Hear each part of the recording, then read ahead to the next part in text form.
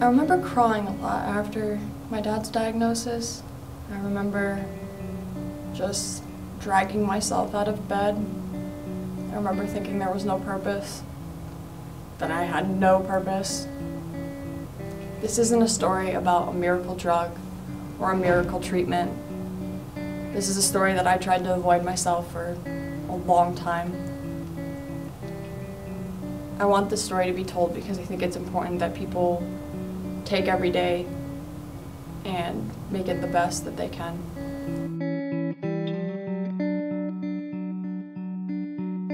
January 23rd, we found out he had a brain tumor, and they operated January 27th, and I knew that day that it was cancer.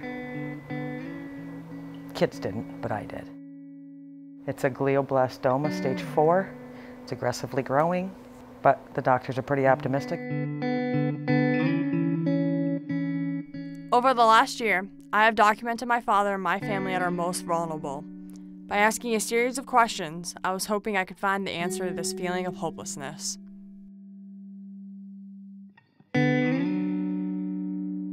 Every day is a challenge. Some days, every day is fun. Every day is a mixture of everything. Always be prepared to do just about anything and everything. Enjoy the times, enjoy the things that happen, the things they do, the laughs, the tears. There's so much to be happy about. There's things to be sad about, but there's always something that makes a laugh, a tear, or whatnot, and it makes the whole day worth everything.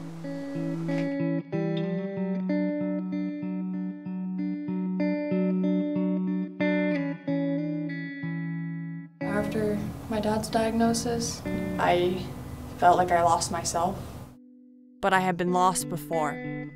October 28, 2016, I was sent to the hospital because I had taken a handful of pain medication in hopes that I could just forget about the pain and misery and fall asleep and never wake up.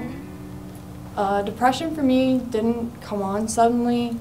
It came on very slow, and over the years, it progressively got worse. I went to college for my first year, and I was okay for my first year. I had a few breakdowns, but nothing too drastic.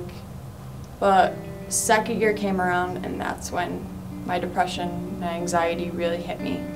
And I started to lose a lot of faith in myself and faith in my future.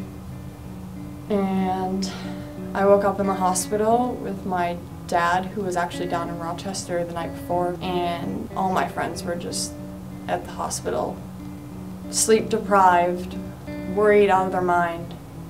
And then I got transferred up to the psych ward where my parents and I ended up staying for about 12 to 16 hours. And I think there is where I learned that I couldn't give up and that I had more purpose than just what I thought I had. Discovering my purpose has become an uphill battle for me. I have found it and lost it several times. So who is Jessie James to you? My little big sister that I adore, absolutely adore, and would walk over fire for. My baby granddaughter.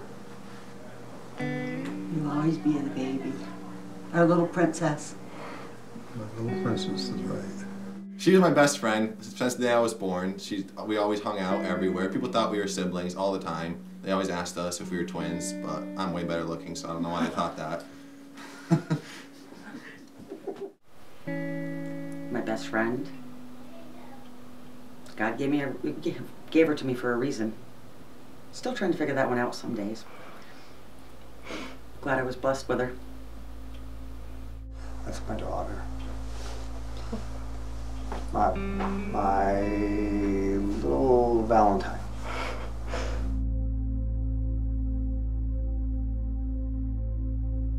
Your dad's had our dad, and so he's not even your dad, he's everybody's dad. We've talked about that. He's raised all of us to be to become something better. I wouldn't be the mom that I am today if it wasn't for your dad. He's an amazing person. He's the only person that I know and truly believe has a heart of gold and means everything. He taught me that you should never take anything for granted and always just work for what you want. And senior year, I played a lot harder in sports than I ever did once I figured out what was wrong with him, because I knew how much he loved sports.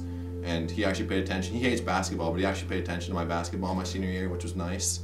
So. When Grandma and Grandpa used to go to Myrtle Beach, I'd go there and he'd babysit me.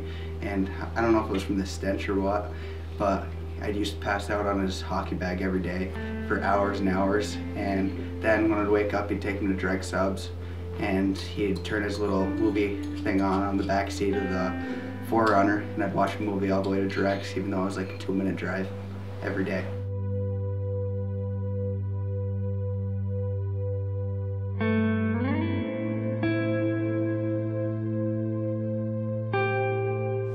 I made mistakes, obviously, like anyone. I wouldn't change anything.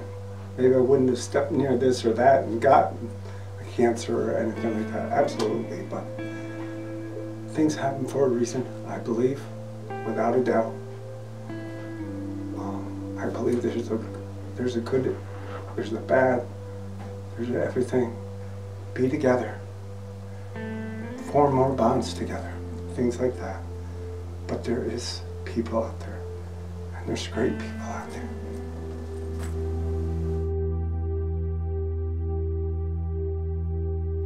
I walked in and he was on the floor crying. Literally crying, like he cries a lot. Now that's okay. It's okay for grown men to cry. Steve, it's okay for us to cry. It's just the way it is, okay? And I looked at him on the floor, and Jane, I think, was standing there like with her hands up in the air like, what do we do? And Jeff was laying there crying. He looks up at me and he goes, I don't want to die. I just told Jeff that day, I said, I just want you to know, get up off the floor, because we're all dying. And he looked at me like I was crazy, right? Not that it's easy, but he's at peace with that.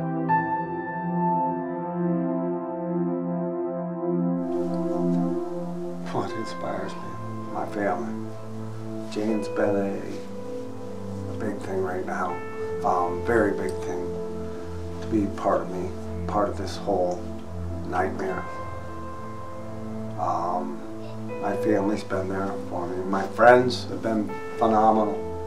The people from the outside have been unbelievable. How many helpers, what they've been doing, this, that, whatever. It's hard to believe there's that many friends out there.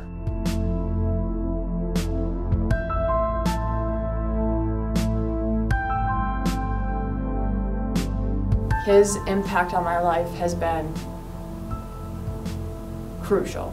If he wasn't there to push me to make films, I would not be here. Even though he has an illness now and he has a hard time like accepting it, I think he has always been follow forward and keep going and fighting. And he got a second surgery so he could keep fighting.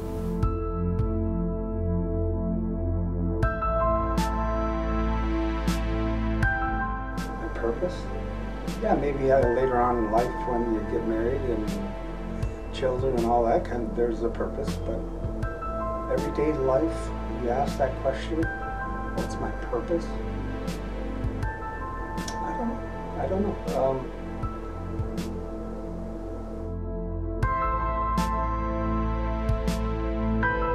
From being a ref to owning his business, my dad's purpose in life was to be a good father, a good husband, and a good role model for everyone. If he wasn't there to buy me every camera you could imagine, year after year, after a new camera got released, I would not be at this school. I think he is someone I look up to, not because he's just artistic and has his own business, but because he constantly, no matter what is thrown at him, he always tried to just move forward and make every day better. My dad's diagnosis helped me realize that I had to keep moving forward no matter what the day was like. It could be the crappiest day in the world, but I know that tomorrow could be better. I started to write down my thoughts on a film idea in a book, and whenever I got one, I started talking to more people about filming. I started working at Sports Zone way more just so I could get hours in and like get the experience. He never was like me where I got caught in my head. I got caught with my anxiety and my depression, and I constantly was thinking about it. I couldn't let my depression and my anxiety define who I was.